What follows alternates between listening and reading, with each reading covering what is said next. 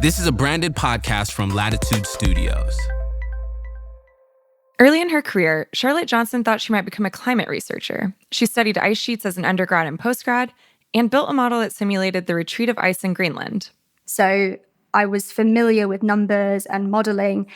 And I think when I was looking at what do I want to do next, I thought that I really wanted to start to apply some of those skills to real-world examples. So instead of ice, Charlotte focused on the thing that was causing it to melt in the first place, heat-trapping gases. And that led her to energy. The nice thing about modeling is it's a skill that helps many industries. So you can apply it to what does EV penetration mean for the grid, or what does battery storage mean when we add more renewable generation. After working for a couple years as a research analyst covering power markets, she landed at a team building a distributed energy resource management system for energy traders, retailers, and Great Britain's electricity system operator. We proved at the time that you could connect to these assets and you can control them and you can orchestrate them to do some really cool stuff, but there wasn't a market available. So there was a big kind of focus on how do we then actually unlock the value that we've shown that these assets can create in a market, and what should that market look like? That company was Kraken, which now orchestrates tens of gigawatts of distributed resources. And today, Charlotte is the director of markets, where she focuses on spreading the value of DERs to grids around the world. It's crazy that you still have a room of people that sit there and decide how to dispatch different assets. And that might work really well when you have a small number of power stations or power generators on your grid. But when you move to a world where you have millions and millions of generators and also millions and millions of consumers with EVs and heat pumps and smart thermostats or whatever the low carbon tech is in the home, that whole system falls apart. And that's where you need not only digitalization, but also automation. And I think they're the two things that we can't do the energy transition without. Hundreds of gigawatts of distributed resources are hitting grids. And after years of watching DERs grow quickly, utilities and grid operators are still figuring out how to utilize them. In this episode, produced in partnership with Kraken, Charlotte Johnson sits down with Stephen Lacey to talk about how to prove their value and why Kraken is so focused on expanding into the US.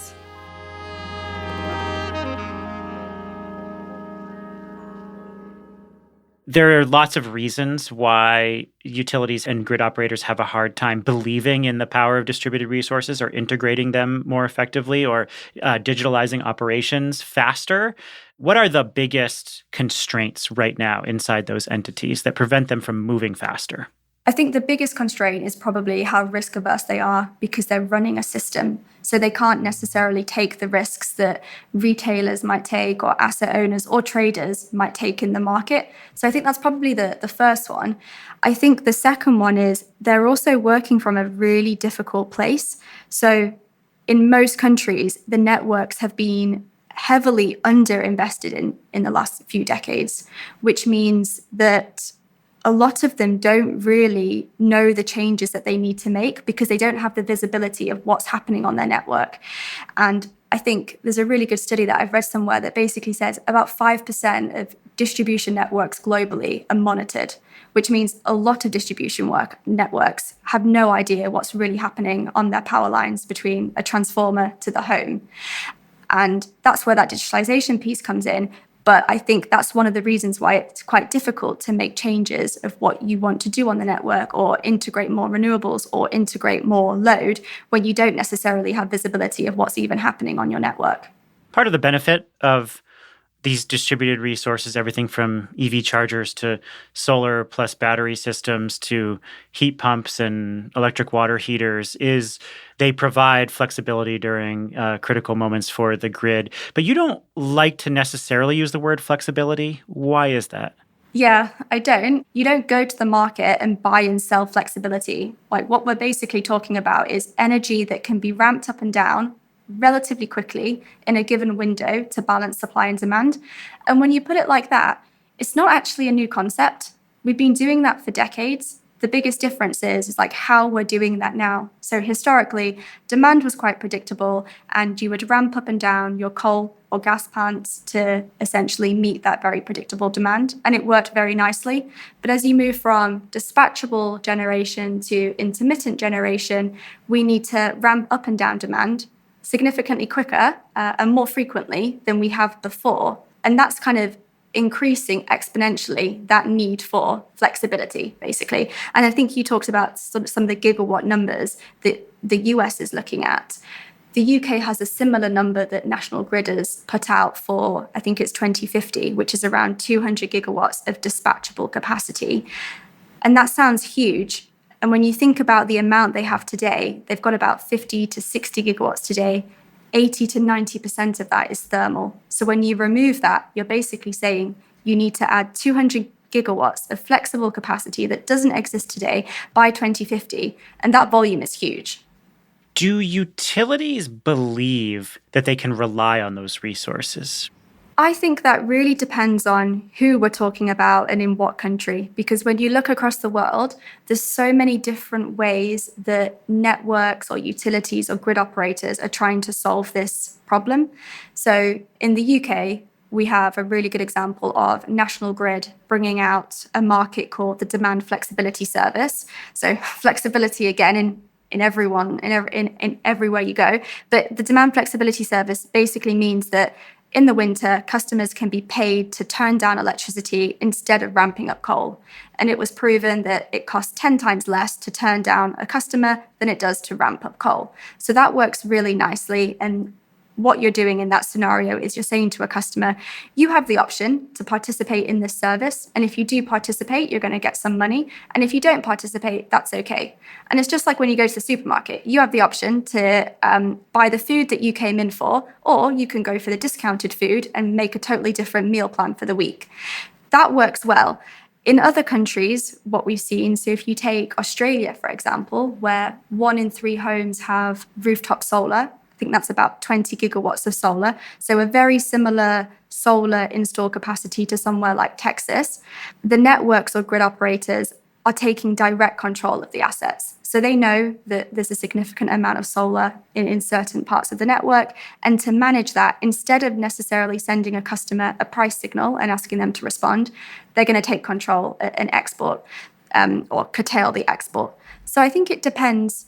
Places where there's a real issue and there's a real issue today that can't be solved, sometimes direct control of assets by networks is required. And we're seeing that in Germany, we see it in Australia, we see it in Norway, both on the demand side and the generation side.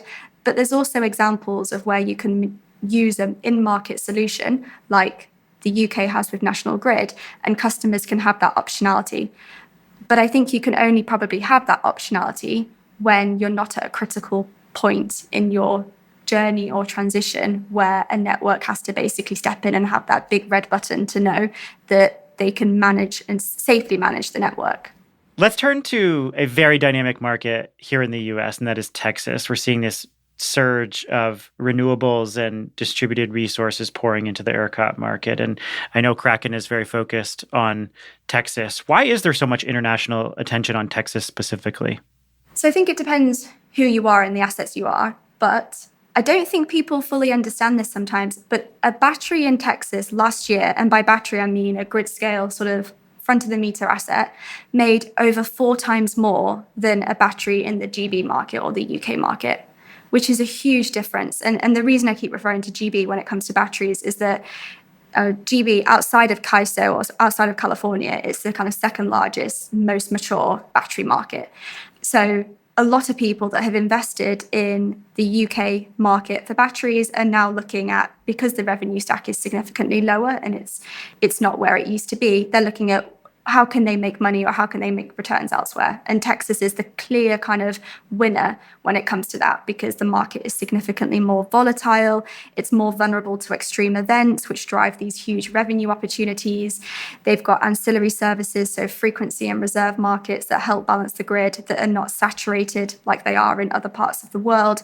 And it's also easier to get a grid connection in Texas than it is in many other parts of the world. I think it takes about 1 to 2 years. In the UK, it can take up to 15 years to get a grid connection. So if you want to deploy capital today and monetize an asset, Texas is a really good example of that. And you're dispatching both grid scale resources and distributed resources. What are those assets and how are you dispatching them? Yeah, so we're really in the early phase of our journey in the US and in Texas in particular, but we have a healthy pipeline of opportunities. And what that sort of looks like is, no surprise, batteries. And then we've also got live residential assets like smart thermostats that we're dispatching. So Texas is a really key market for us for our flexibility platform. So being able to control and optimize grid scale assets and residential assets. And we're speaking to a lot of our existing customers actually in the rest of the world that have operations already in Texas.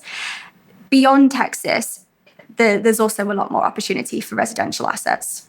And I know you're making a significant push into the US here. What about markets outside of Texas that are critical for your growth?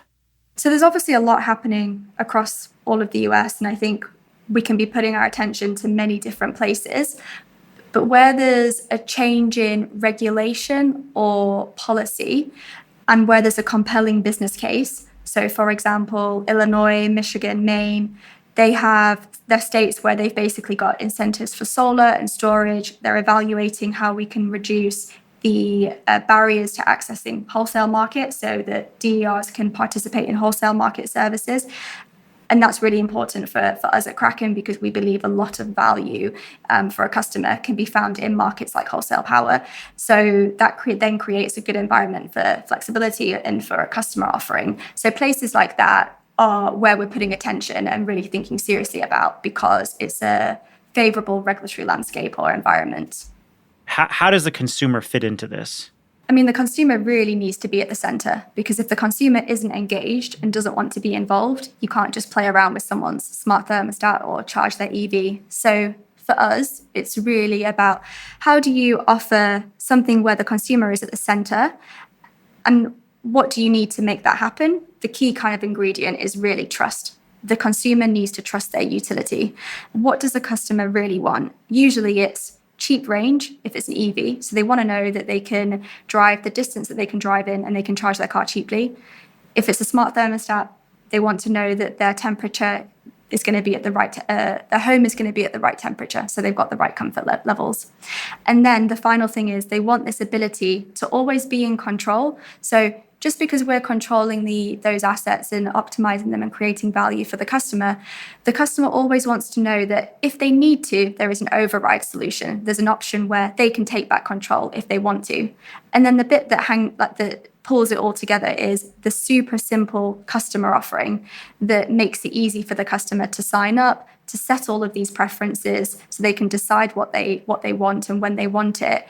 And all of that needs to take a few minutes. So at the moment, we've got just over 200,000 customers that are signed up to our Smart Flex program across different countries around the world that essentially allows us to control these assets within the bounds of these preferences that the customer has set. And that's about 1.2 to 1.3 gigawatts of load that we can shift. Are you using the term virtual power plant when you're talking about dispatching these assets? Obviously, there's a lot of ways to describe this, and the term virtual power plant has taken hold, particularly in the US, as a way to describe a lot of ways to manage and dispatch these distributed resources. Is that a term you use? And are you hearing utilities use it? It's another thing like flexibility. I think it means something different to different people. So we use the term, but for us, to be clear on our capabilities is we connect to an asset and we control an asset, and then we can optimize that asset against different signals to create value. And that optimization piece is really what people often call a virtual power plant. I think it would be a lot easier if as an industry, we talked about the capability of what you're trying to do, because often with a virtual power plant, it is to create value through of these DER resources from potentially the wholesale market or grid services. That's basically what it is when we think about it. So in the UK and the US alone, we're talking about a half a terawatt of capacity, distributed resource capacity getting installed very quickly here in the next couple of years. That's an enormous amount of capacity. Meanwhile, you have aging infrastructure, increasing extreme weather that's stressing the grid. You've got a lot more net zero goals, this race to decarbonize quickly, changing consumer behavior. The cost of those distributed resources is coming down. So as we see this influx of distributed resources, a huge amount of capacity, what are the infrastructure and market constraints that you think utilities are commonly having to deal with? I think the commonality across the world is there's probably two things that we really think about.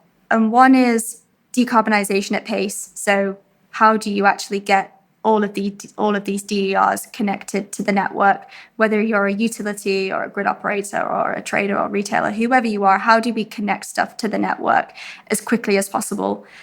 And that's the problem that I think everyone is grappling with because of planning and grid connection times. The other bit is the market. Once you've connected all of this stuff, how do you actually make it work in the market, or how does the market work efficiently for these assets? So many places have this same challenge. If you look at the UK, all of the renewable generation, or the majority of renewable generation for wind, is in Scotland, and the demand is in England in the south. So how do you get power from where it's being generated to where it's needed? The same in Germany, wind is in the north, demand is in the south. In Italy, solar's in the south, demand is in the north.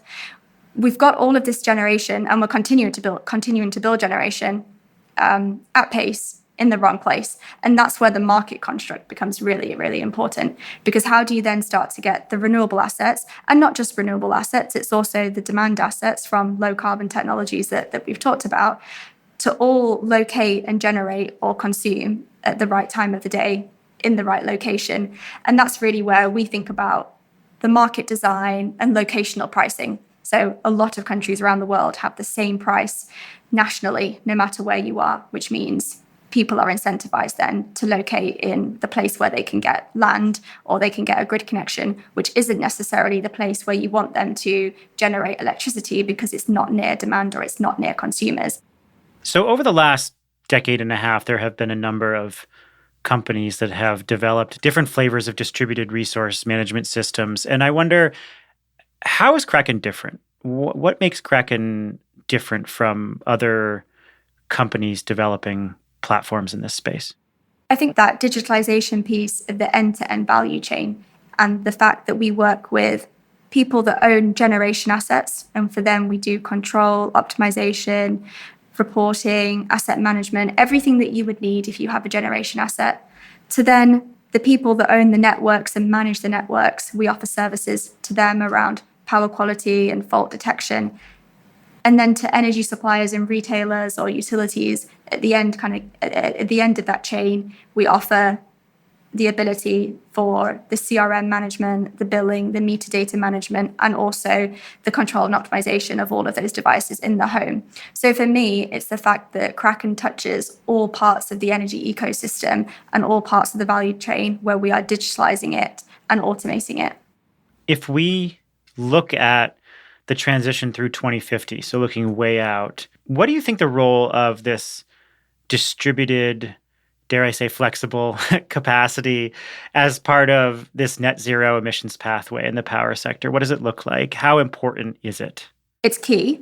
And I think what is also quite good about that is that is becoming recognized by so many different parties around the world, whether it's the grid operators that are planning, to governments, to regulators.